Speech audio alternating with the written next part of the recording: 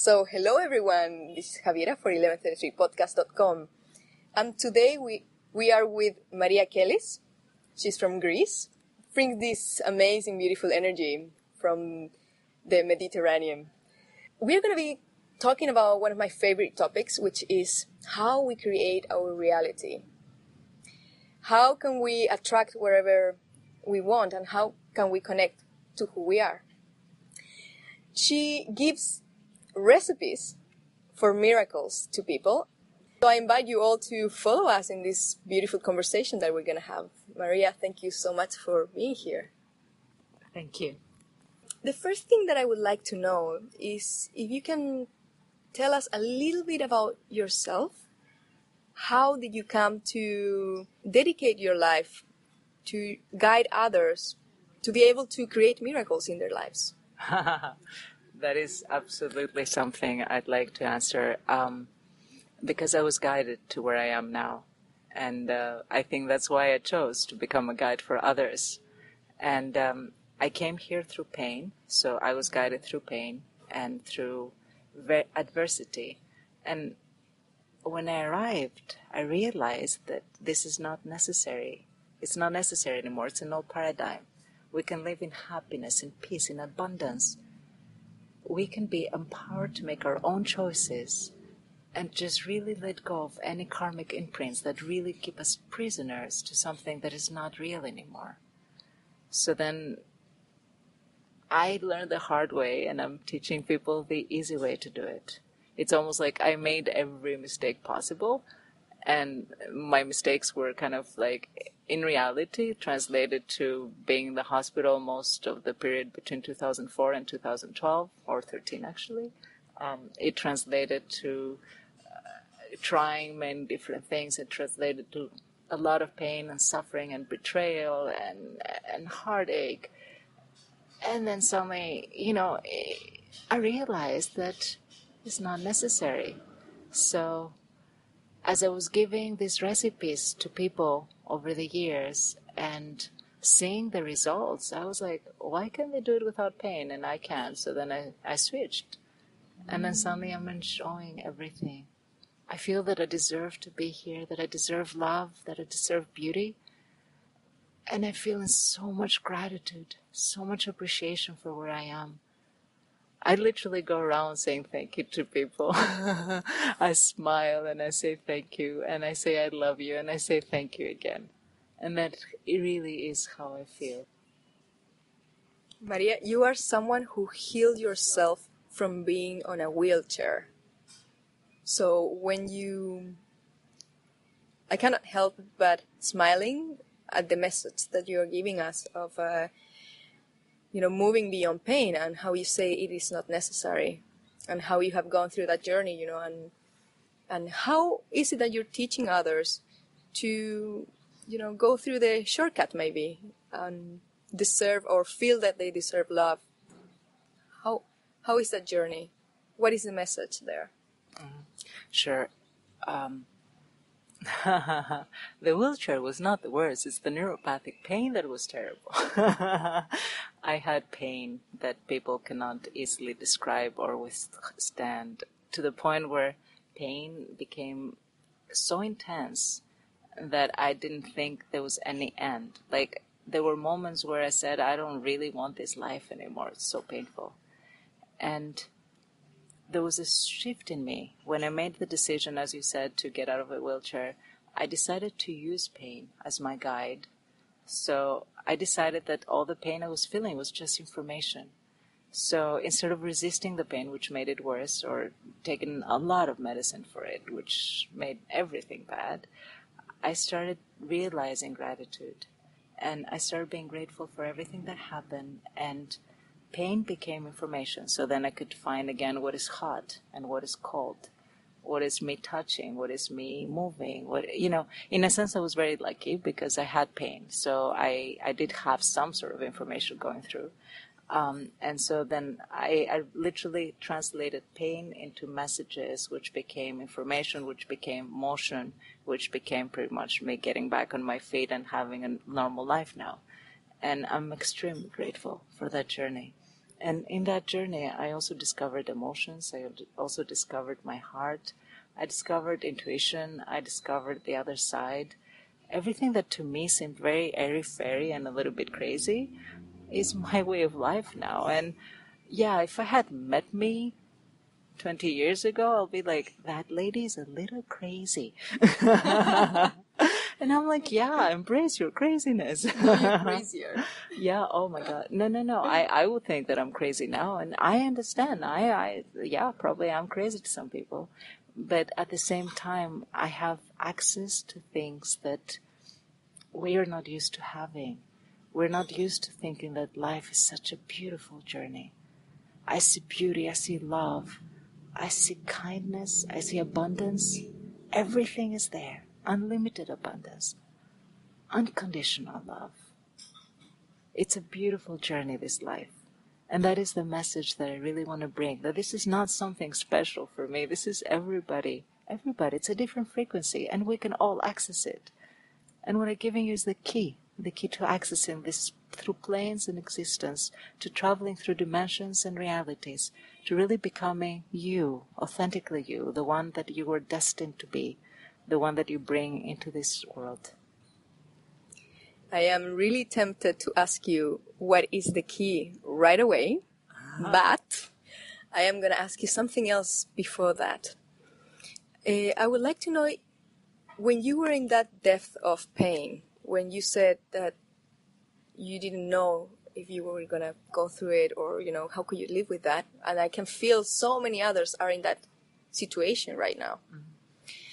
How did you survive that? Let's put it that way. Was there any thought, anything that happened to you that made a click, that click that changed? Sure. Yeah. So I was playing what I call now the gratitude game, which is not a very complicated game, but it was a simple game for me. And it's something that I could do. Remember, I'm in the hospital, I'm lying down, I can't really move, everything hurts. And so I started saying, I am grateful for. So I made a list. Number 1, I am grateful. And I will always start with my eyebrows, because my eyebrows never hurt. It was like the one part of me that never failed. So I was like, I am grateful my eyebrows don't hurt. And then, because I was in a lot of pain, it was not easy to come up with the rest of the list, right? So it might take me a minute to come up with something else I'm grateful for. Maybe I am grateful my bed sheets are clean, or I am grateful that I am, in a space where I'm not hot, or my mother was with me through most of the hospital, so I am grateful my mother is here with me. I am grateful for the doctors. I'm grateful for the nurses. And as I was going down the list, as I was adding to this list, as the number increased, the answers came a lot quicker. And I could build my list a lot more. And there was a magic number around 100 to 150, usually 150 for me. That magic number, when I reach list 150, suddenly the pain will go down. It was magic. So I was like, whoa, okay. So then whenever I was in a lot of pain, I can handle it. I will start my gratitude list. It was like my one, my eyebrows don't work. 2, my bed sheets are clean. 3, I am grateful my mother is here with me, and I will just go down the list. So that is a quick and dirty way to bypass a lot of things, because as we change our vibration, pain can only exist in the low vibration. So as we change our vibration, then pain no longer exists because it doesn't vibrate at that level. And it's the same thing for appreciation. It's the same thing for love. It's the same thing for laughter. They have this thing called laughter yoga now. Well, now, they've always had it. I learned about it recently. And where you just laugh around. But laughter is magical to the body. You don't have to actually think it's funny. You can just laugh. And the energy of laughing creates enough chemicals in the body that it tricks it to change the chemical composition. So those are exercises that you can do. So if you're motivated to get out of there. Now, there's a deeper question to what you ask. How about if you don't have hope? What if you've lost all hope? What if everything seems black? When there is a time for some people, unfortunately, and for me too, I've been there, done that, right? When it seems that the only logical and normal choice is to just stop. It's like game over, we're done. And I understand some people will go for euthanasia, like they say, I don't want to live this life anymore. And the only message I can bring is that just hold on a little longer, just a little bit. Right at the edge, that edge where you think, maybe now it's time for me to go, maybe it's okay. Just right at that edge is the doorway. You're right before the doorway, you're about to knock and enter, and you're giving up. And that's why I'm saying, just hold on just a little bit longer. Maybe count to 100. Maybe do the little gratitude list and see if that will help you to hold on just one day longer. Don't make it about your life. Just make it for one more day. And if one day seems too long, just 1 hour. Just say, this hour I'm not going to die because I want to stay here. Because there must be a reason why I'm still alive. I could have died, but I didn't. So maybe there's a reason I'm still alive.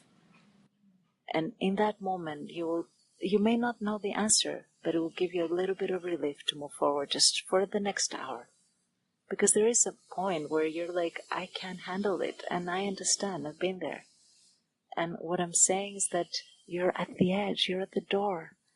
Don't give up right when you're about to enter. Just wait. Wow. Yeah. As you say, 1 more hour, right? Yeah. Oh, that's something to stop and feel into. So when I see you now, right, that we are in Bali, and I see you driving your car, walking around, being happy, with a sense of deep ease as well. I cannot just. It's like I feel this huge awe of your journey. Now, let's go into what is the key, right?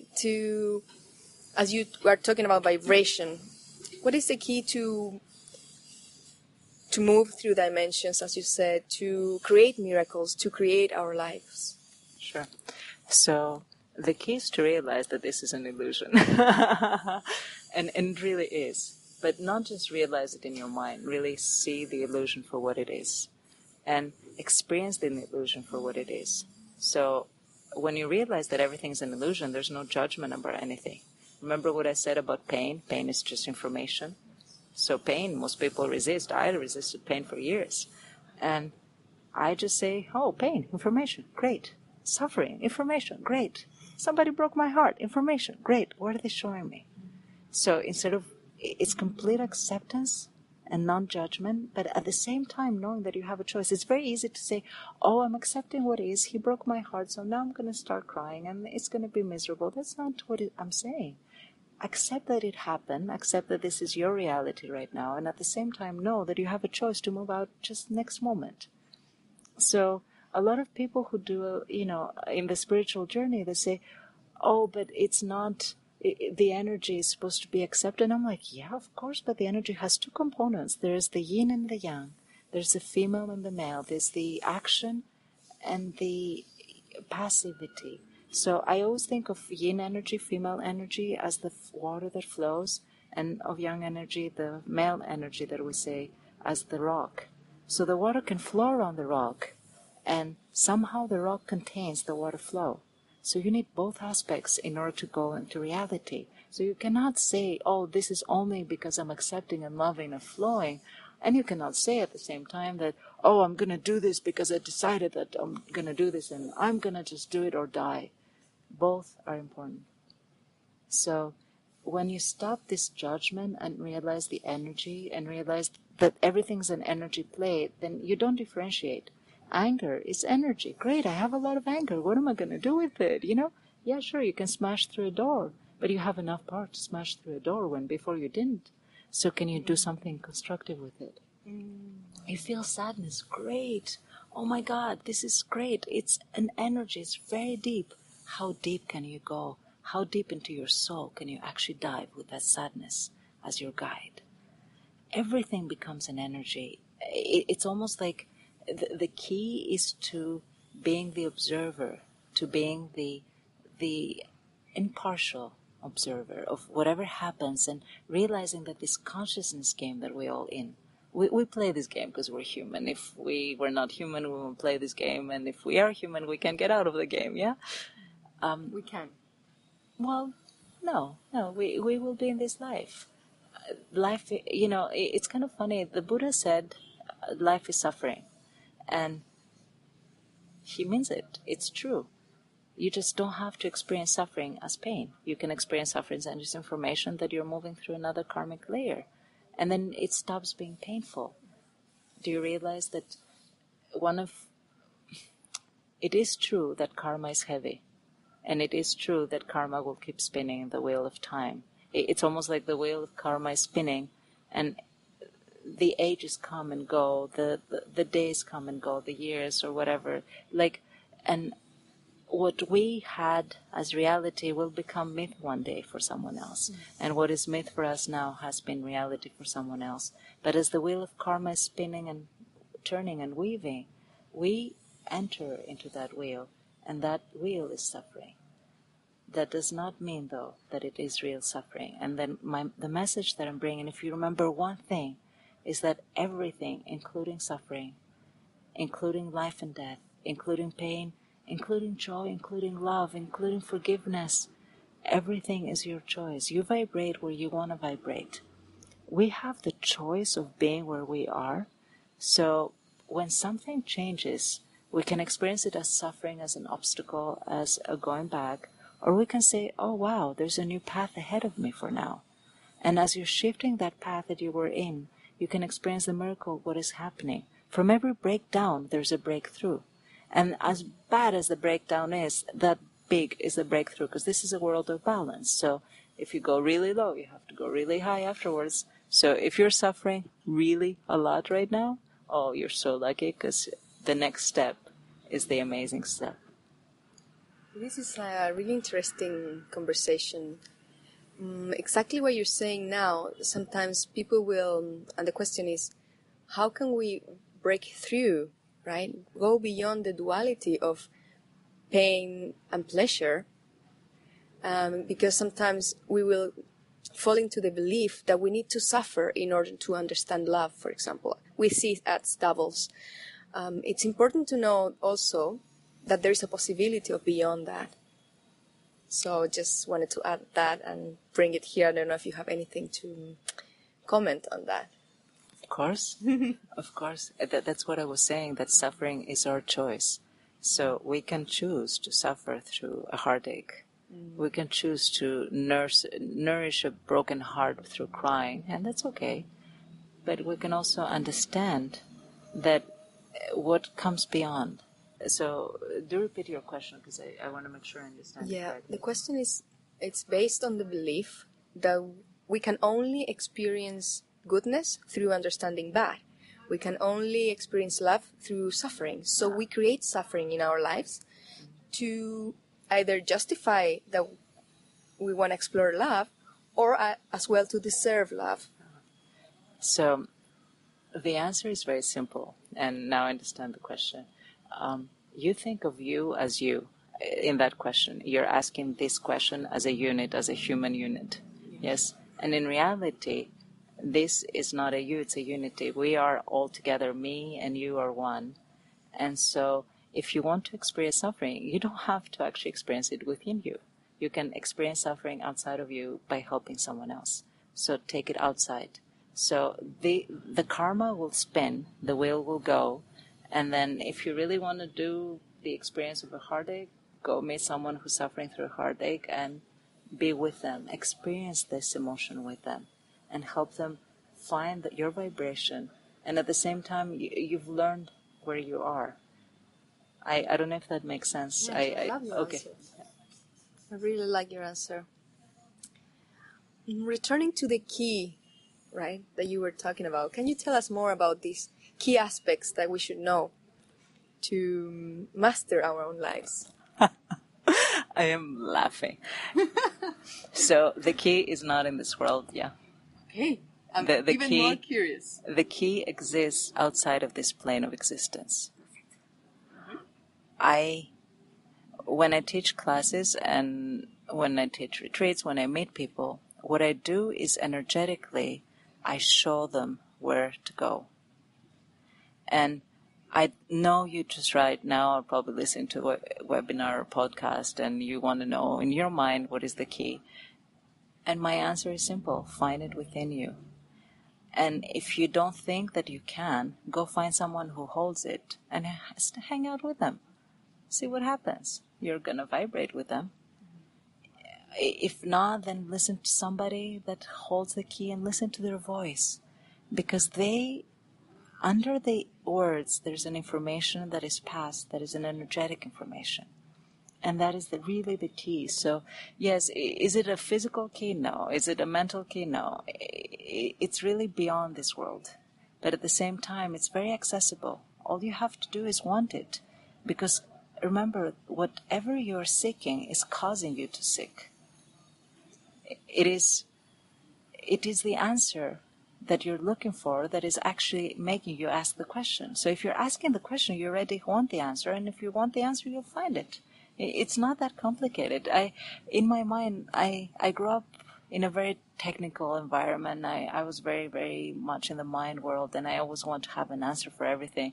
And one of the things that was actually frustrating when I discovered this world is that, why is it so simple? It cannot be so simple. It's really, really simple. It's extremely simple. Like, I joke that the answer to everything is love. And you're like, really? Yep, that's it. So how is the answer to everything is okay? Yes. I love your mind question. So the answer to everything is love, because love is in a high vibration. So if you think of vibration, there's a low vibration and a high vibration. So if you think of low vibration is pain, suffering, depression, hopelessness, guilt, fear, they vibrate low. They go duk, duk, duk. And then there's love and appreciation and joy and light and consciousness and love, divine love. And they go like a hummingbird. They fly in the air, yes? And when you hold the low vibration, inside of us we have both. We have both the low and the high.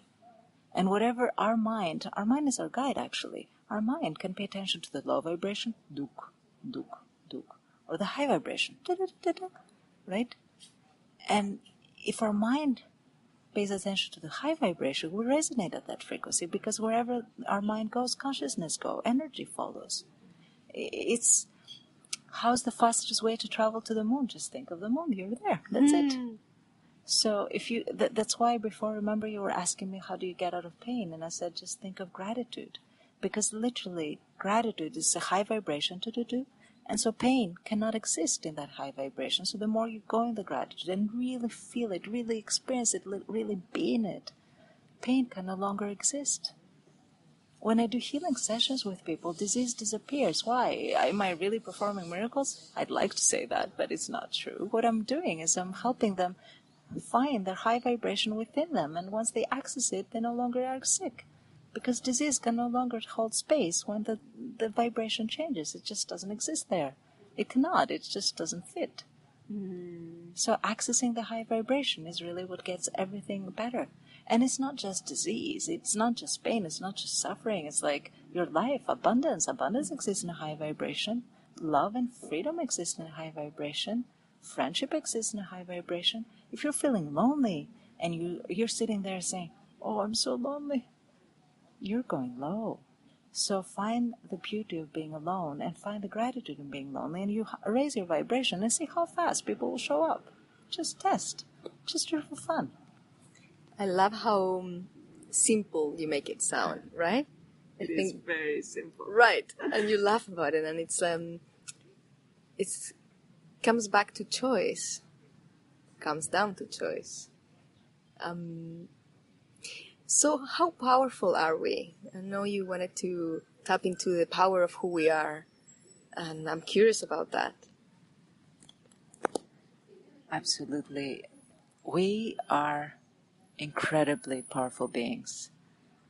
It's as if we hold the key that we were talking about, the key to unlocking everything, is the divine key that is our higher self, that we hold it within us. as humans, we're a three-tiered existence. We have the physical existence, the mental existence, the spiritual existence.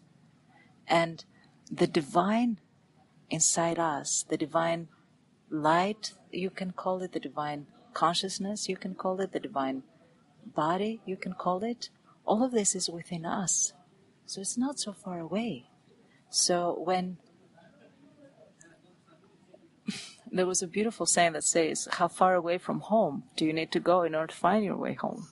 And I love that because it's so, yes, I make it sound simple because it is simple. I make it sound beautiful because it is beautiful. And I want to remind you, if you're listening to this, that you have everything already right now inside of you. There's nothing to go, there's nowhere to go, there's nothing to find. It's already there. It's not far away. It's so simple. And it's you hold the key to everything. And everything is your choice. So if you choose right now, it doesn't matter where you are, it doesn't matter what condition you're in, it doesn't matter your life circumstances and events around you. If right now you make that decision, right now, come on, make it. Right now, make the decision to shift. And what I'm inviting you to do is to hold the higher vibration within your mind, within your heart, within your being, and stay curious and just note how fast life changes. Maybe you'll find $1 bill in the ground. Maybe it will be $100 bill. Maybe somebody will call you and send you some money, if that's what you're looking for. Maybe you find somebody who smiles at you if you were alone before. Maybe you find somebody to go on a date with if you were looking for that. Maybe you'll find some incredible book to read if you were looking for inspiration or education. Whatever you're looking for is available the moment you shift your vibration. So follow that journey. It's not about where we arrived. I used to think that it's about where we go. I lived the first part of my life achieving things and thinking that's where it is. In fact, I never lived in the present. If you ask me today what day it is, I will always talk about tomorrow, because today it was such a scheduled day. I had a schedule every 5 minutes, so I knew everything that was going to happen, yeah? And my only questions were happening the next day, right? So I just didn't even bother with the present because I knew what my goal was like 3 years from now, and I was just following the path to there. And it's just, I was in such a hurry that I was never in the present. And I realized that our power, our absolute power, is in the present, in the now, in this moment. So in this moment, right now, make a choice to shift and just see how fast the circumstance and event change. Because as a body enters the water and water is displaced in equal amount, I don't know if you remember from physics, Archimedes, right? But the moment you show up differently, reality changes. In the Tao it says that if you change the way you look at things, the things you look at change. That's a beautiful quote. So Maria, I know you guide other people, right, to tap into themselves. I would like to ask you, what blocks us from living an abundant life? If you want to mention a couple of main things you observe with your clients and people around you. Mm-hmm. So the quick question is karma. And but you're like, well, my karma is what I come in with. And can you explain what karma is? Yes. Okay, let's go back one step. So I come from a Christian background, so I never had the concept of karma until I actually had a near-death experience where I literally went through not just this lifetime, I went through hundreds of lifetimes going back thousands of years, and I saw these lifetimes. Actually, I lived through them because time moves differently on the other side, so I had enough time to live through them all.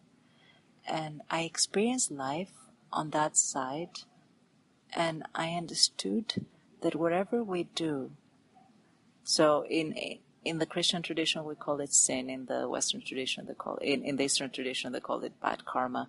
But let's say we kill someone, and they say, oh, that's really bad. Why is it bad? Yeah, I mean, maybe it's okay. Maybe they needed to die. The answer is that our soul remembers. Our soul only remembers two things. It's very, in our world of duality, the duality is very simple. Love, not love. Mm-hmm. And we can put 1,000 names behind not love and 1,000 names behind love, but that's really, when you go down to it, that's really the duality. Love, not love. So when you make a choice, always make a choice in love. Because the moment you make a choice in love, everything follows in love. If you do something out of obligation, out of like, because someone told you, out of pity even, that is not love. So stay in the love. Do not do anything ever without being in the love. Let's say a person is there next to you, really thirsty, and you have a bottle of water, and you feel really tempted to not give them that bottle of water because you don't like them. Don't give them that water. Don't feel obligated to give them that water. See that your job is to only give that water out of love. So maybe there's another person you can share water with, or maybe you will drink the water yourself because you're loving yourself at that particular moment more than that other person. Always make the choice of love. Because if you give that water out of obligation, out of pity, out of spite, out of anger, that water has a very low vibration, so there's no point in giving it. And more than that, if you are the one who gives the water with a low vibration, they're receiving a low vibration water, right? Maybe they have and deserve a much better vibration. So a few weeks ago, I just finished a 35-day water fast, not water fast, just fast. I did a water fast in there, but it was a long fast, and things come up in a long fast. And one day I was not feeling well. I really was not in a space where I could give.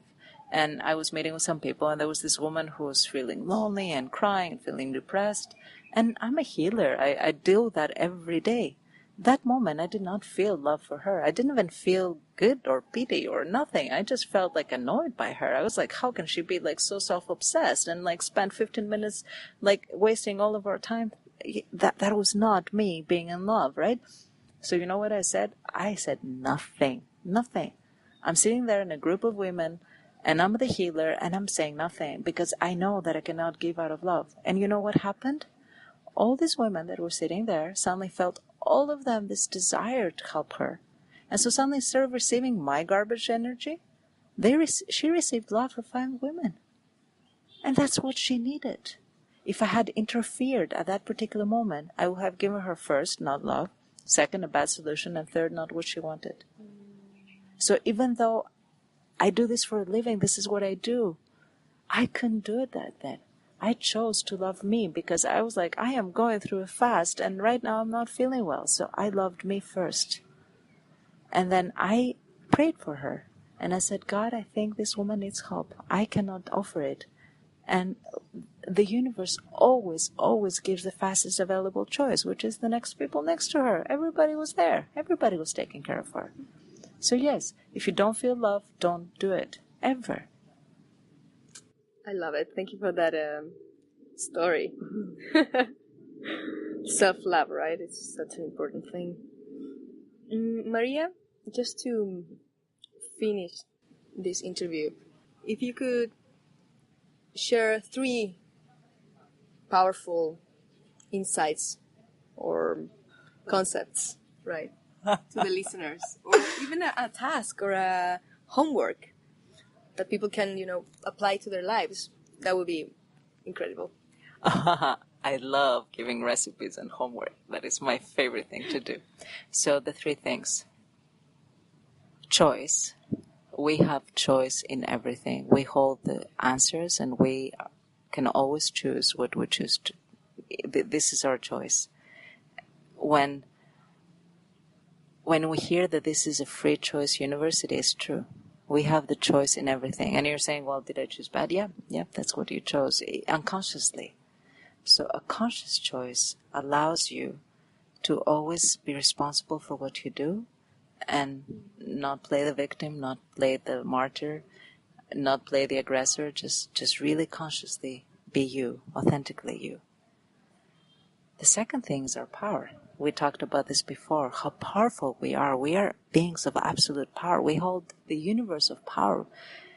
I don't know if you remember in the Einstein E = mc², what did he say? He said that a mass is the speed of light times, so energy is, so in order to create one molecule of mass, you took a universe and reduced it into one molecule. That's why when we break one atom, we create an atomic bomb, right? So if you realize that your mass, your body, is a universe of power concentrated in one being, how can you ever doubt that you are powerful? You can be an atomic bomb just by being you. I mean, your finger can be an atomic bomb, let alone the rest of you, yeah? You have infinite power within you, infinite. And that power is yours to access right now. Which brings me to the third point, which is our power is in the now. It's not in the past, certainly not in the past, and it's certainly not in the future. It's in the now. It's not outside of you. It's not within someone else. It's not within society, within your parents, your boyfriend, your partner. It doesn't matter. It really is within you and right now. So when you give your power away, we give it in very subtle ways. Sometimes we trade our power for love, and in reality we don't get love either, because we didn't love ourselves enough first. We trade our power for attention. We trade our power for companionship. We trade our power for money. We trade, everything is power, but it is within us. So hold your power. Be absolutely okay with your power you hold. And truly be you. Truly be authentically you. Powerful, loving, compassionate, abundant. So you're asking, what is the abundance recipe? Well, there's infinite, unlimited abundance around us. Everything vibrates. We think that our circumstances dictate who we are and how we're going to be and where we're going to go. And I'm saying, no, you got it wrong. It's the other way around. As you raise, I worked in high levels of government, high levels of business, and the people who are authentically themselves are the ones who rise to the top. So when you have a choice, always choose something. So I'll make it simple. So always, if your choice is to be in the good, that's what I recommend. Let's say that you choose to be a force of good, that you choose to be a light worker, a being of light, that you choose to work for the light, yes? And then you see a pen that you like, and you're thinking, maybe I can take this pen. Nobody knows, nobody will notice. Does that feel good for you? No. Do you just lower your vibration? Yes. So the moment you lower your vibration, you're actually attracting somebody who will take something from you. And guess what? That's going to create anger, frustration, and this feeling of like, oh my God, somebody stole from me. And that's going to go even lower. And then somebody might even, rear end you. Or somebody might even insult you. It doesn't matter. You just lower your vibration. So you open the gate to something. So whenever you have a choice, so you see the pen, just say, okay, not my pen. Just move on. If you have the choice of loving, remember the choice is very simple. Love and not love. So ask yourself, is it loving for me to take that pen that doesn't belong to me? Probably not. If you feel it is loving, by all means take it. But because you made the choice of love. And if you're going to take that pen in love, ask yourself what is the best way to take it. And maybe you can ask for permission. Maybe the person who owns it will be, yes, of course, you can have 10 of them. But always stay in the love. Make the choices in the love. And don't mix your vibration. So you cannot go around being an energy person, meditating and feeling good, and then the next moment you go and insult someone. Because you just like plunged down in vibration, yes? You can't go and criticize, right? I mean, I used to joke, like, I cannot sit in the same spot forever, right? So I used to do Vipassana meditation, and guess what? People were annoyed because I was moving around, like sometimes I do. And you know what? They were lowering the vibration. I was completely oblivious to them. And quite frankly, it doesn't matter. When I'm in a trance, when I go deep in the meditation, I can stay there for hours and I don't even know my body exists. So, yeah, of course I'm not going to move. But if I'm in my body and I'm like, oh, right now it hurts, I want to move. And that's okay too. So there's no rules, there's no forcing this energy to be. Just allow it to be, and then everything will become simple and easy. I love it. Maria, thank you so much for this interview, for the time to talk about these topics, and such a, simple, accessible message. So looking forward to being with all of you again on another interview for 11:30 podcast. And where can we find you? So the easiest way to reach me is you can find my contact information on my website, mariakellis.com. So MariaKellis, mariakellis.com. And or you can find me under Maria Kellis on Facebook. And those are usually, I am putting together some classes online now, so you can access those. But really just find my contact information on my webpage, and please contact me. Just to get, I have tons of free resources that you can access. I am interested in you becoming authentically you. I'm interested in you being the love and you being in the best place you can be. And I really want to show you the way. Thank you for giving me the opportunity to be your guide. And thank you for having me here. Thank you. This is so special when I get to do those interviews. I really love it. I hope if this interview reaches one person and changes their vibration, there's 100 people behind them that are going to change. So I pray and I set the intention that our interview reaches the heart of the people that it can, and that their heart is touched so they can choose to go into a higher vibration, and through them some other people might, and through them the whole world changes. So may we all live in abundance, happiness, peace, love. May we all be protected and guided in our activities day and night in all places. Thank you. Thank you so much.